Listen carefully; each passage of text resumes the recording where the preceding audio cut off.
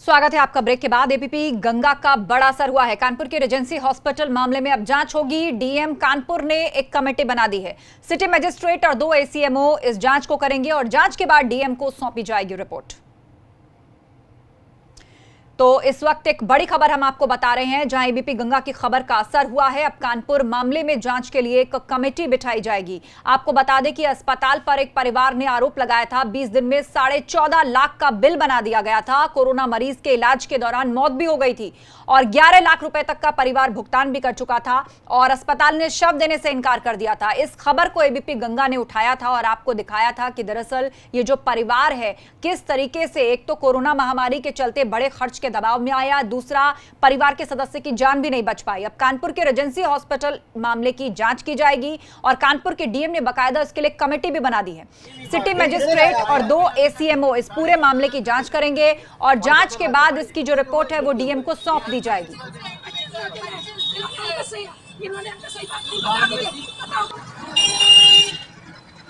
तो कानपुर का Regency hospital जिस पर परिजनों ने गंभीर आरोप लगाए हैं, एक परिवार जिसका कहना है कि कोरोना इलाज के नाम पर लाखों का बिल बनाया गया, परिवार के सदस्य की जान फिर भी नहीं बची, 11 लाख की पेमेंट परिवार ने कर दी और बकाया जब तक भुगतान नहीं होगा तब तक शव भी देने से इनकार किया। इस तरह के गंभीर आरोप इस परिवार ने लगाए। डीएम ने अब इसकी जांच के लिए कमेटी बना दी है और जल्द ही इसकी रिपोर्ट डीएम को फाइल की जाएगी।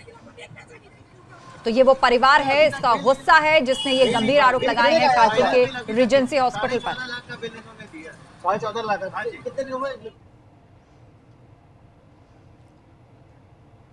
वहीं बीएचयू में कोविड मरीजों की मौत के मामले में एबीपी गंगा की खबर का असर हुआ है। घटना के बाद बीएचयू प्रशासन जागा है।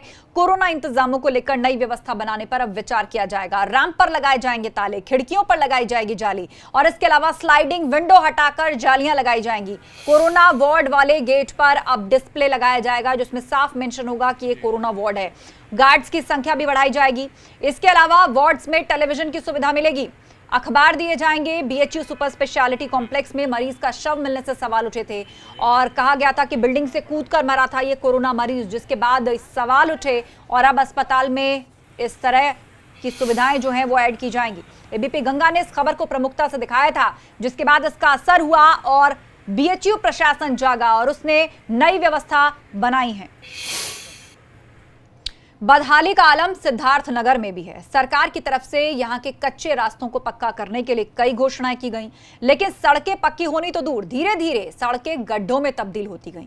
हैरत यह है कि किसी का भी इस तरफ ध्यान नहीं जा रहा, जबकि विकास के नाम पर हर साल यहां लाखों खर्च होते हैं।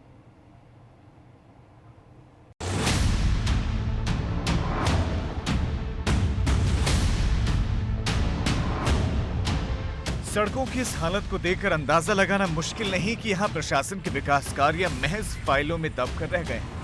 गड्ढे, कीचड़ से भरे रास्ते और इसी रास्ते में फंसा हुआ एक ट्रक। इन रास्तों की बदहाली की ये महज एक वानगी भर है। लोगों की माने तो सिद्धार्थनगर के इस बड़पुर चिल्हिया रोड का दूर दूर तक यही हाल है और इस पर गाड़ी चलाना जान जोखिम में डालने से जरा भी कम नहीं। इतना दिक्कत हो रहा है कि क्या नाम है, इतना गड्ढा है, बारिश हो जा रहा है तो रोड नहीं दिखता है, एक्सीडेंट होता है। उसके बाद में कितने आदमी का हाथ पैर टूट जाता है। ये रोड तो क्या नाम है 2008 ही से खराब है। ये कहाँ से कहाँ तक खराब है? ये बारपुर से चिल्हिया तक गड्ढा ही गड्ढा मिलेगा। जब बारिश हो जाता है तो पूरा एकदम रोड और क्या नाम है पानी एक बराबर हो जाता है। ऐसा नहीं है कि सड़क की खराब हालत से विभाग के अधिकारी अनजान हैं।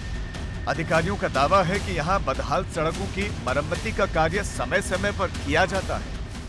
ऐसा गोरा में काफी जो है ट्रक वगैरह धस रहे थे, इसमें से जो है हम लोगों ने जिन्होंने डलवाए थे और चौधरी रामपाल सिंह जो है विधायक जी के प्रतिनिधि हैं, उनका कई बार फोन आया था, बड़े साहब के आदेश के अनुसार यहाँ कराया गया है और इसमें राविश वगैरह डालकर उसको सही कर दिया है, लेवल कर दिया। यकीन मानिए ये सड़क राष्ट्रीय राजमार्ग को जोड़ती है। सड़क पर गड्ढों की संख्या ज्यादा होने से अक्सर दुर्घटनाएं भी होती रहती हैं, जबकि इस रोड से रोजाना सैकड़ों हल्के और भारी वाहन गुजरते हैं। सवाल अहम है, जब समय समय पर यहाँ पर मरम्मत होती है तो फिर सड़क इतनी बदहाल क्यों है? एबीपी गंगा के लिए सिद्धार्थनगर से संगेश ठाकुर की रिपोर्ट। उधर उत्तरकाशी के बंदरकोट में पहाड़ी से लैंडस्लाइड हुआ है, जिस वजह से रोड बाधित है। पहाड़ी से बड़े बड़े पत्थर रोड पर गिरे हैं, जिससे आवाजाही में समस्या आ रही है। बंदरकोट से मलबा गिरने से आए दिन लोगों को परेशानी हो रही है। और हम तस्वीर दिखा रहे हैं, ये वो मलबा है जो पहाड़ी से बहकर आया है। बड़े बड़े पत्थर, चट्टानें टूटकर मलबे में तब्दील होकर बारिश के पानी के साथ लोगों के घरों तक पहुंच रही हैं। कॉर्बेट टाइगर रिजर्व में स्पेशल टाइगर प्रोटेक्शन फोर्स के कर्मचारी पर बाघ ने हमला किया है। इस हमले में एसटीपीएफ का गोपाल सिंह जो हैं वो घायल हो गए हैं। उन्हें इलाज के लिए एक निजी हॉस्पिटल ले जाया गया। बताया जा रहा है कि 7 सदस्यीय एक टीम सुबह बिजरानी रेंज में गश्त पर थी, तभी अचानक एक बाघ ने टीम पर हमला बोल दिया।